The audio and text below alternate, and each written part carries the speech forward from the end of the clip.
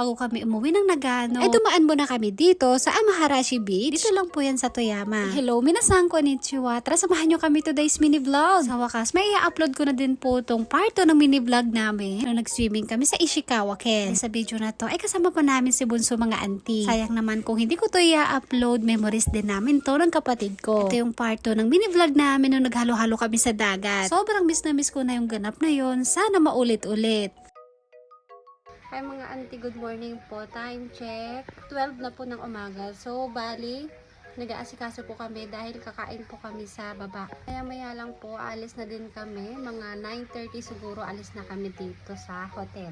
Kenshin, tulog pa po. Si daddy naman andun. Naliligo. Nagstay kami ng isang gabi dito sa hotel. Jordan naman ay merong sariling room. Para mapanood nyo po yung buong mini vlog ay pwede nyo pong panoorin yung part 1. Ang pamagat po ay halo-halo. Kahit antok na antok pa rin tong anak ko, missing ko siya para makakain na kami ng breakfast. Itadakimasu. Ito yung pagkain natin. Merong fish, chicken. Asawa ko yun. Kasi kasi matutulog. Kenshin po mga auntie, antok na antok pa. Kaya hinayaan ko munang matulog sa sopa. Ito nga pala kami ulit nagstay sa Toyoko Inn. May nag-comment nga pala dun sa isang mini vlog ko. Sana daw pinasyal namin si Bunso dito sa Toyama. Sabi ko naman, pinasyal namin dito si Bunso. Kaso nga lang hindi ko pa na-upload yung mini vlog. Ano daw sa wala pa akong ayos. Nagmamadali kami. Bye bye! Toyoko Inn! Bye-bye, Toyoko Inn. Tingnan namin, hinintay yung oras ng out namin. Dapat sana alas 10 yung out namin. Kaso nag-out na kami ng 9:30. Nagahan namin mag-out para makapasyal pa kami mga auntie. Nakapag-ayos ng konti ang inyong auntie.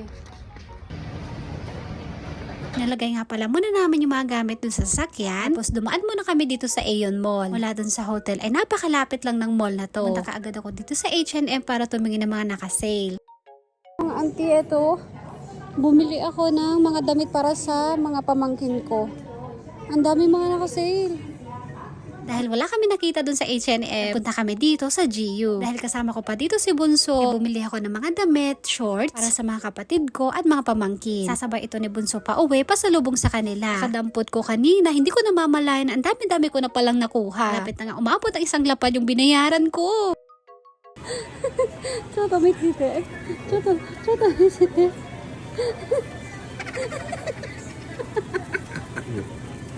Alo, gumagalaw yung mga taba-taba niya. Tapos nga pala namin dun sa Aeon Mall, dumaan kami dito sa Yamada. Ako ng tawa nung tinry po ni Uncle yung hapon tong vibration machine. Nahulog na yung... Nahulog na yung short niya.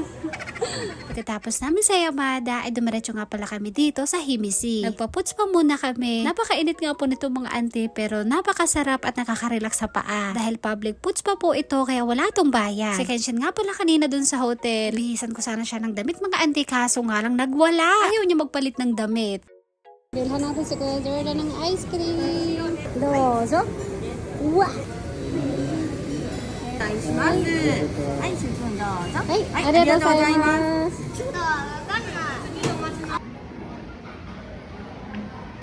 Parang kape. Patingin ng bibig mo. Nilando si Kenshin at si Bunso ng ice cream. May black yung kay Bunso, kay Kenshin naman ay vanilla. Pauwi na kami mga auntie. Tapos namin dito sa Himi, nagbiyahe kami ng ilang minuto para pumunta naman sa Amaharashi Beach. Sa mga araw na to, dahil summer, grabe po mga auntie, sobrang init. Pero kahit na mainit, ay ito yung isa sa gusto kong season dito sa Japan. Alam niyo ba kung bakit? Kasi po nakapag-swimming kami sa dagat. Napakaikli lang po ng summer dito sa Japan. Hindi pa umaabot ng 4 na buwan. Kaya sa isang taon po, sinusulit talaga namin. Tuwing summer, kami ng pamilya ko, dagat ang pinaka-favorite place namin. Ito na nga po, bali andito na po tayo sa dagat. Naglaro muna namin si Kenshin. Siyempre, pati na rin po si Uncle yung hapon at saka si Auntie. Sinusubukan namin maghanap ng isda. Meron kaming mahanap. Ang sarap magbubad dito sa tubig, kaso nga lang delikado. Napakadaming bato at pwede rin kaming madulas. Dito sa Amaharashi Beach, napanood nyo yung Marry My Husband na Japanese version. Ito yung isang location na pinagtapingan nila.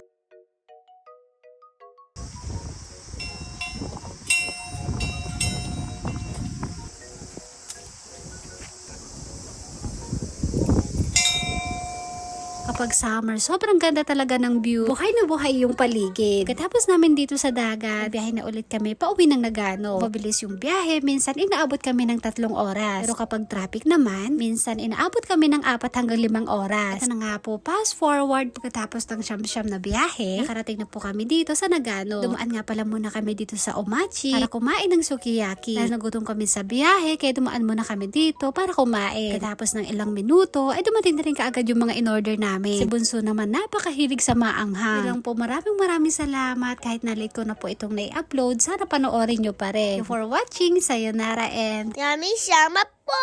Minam dyan eh. Bye-bye.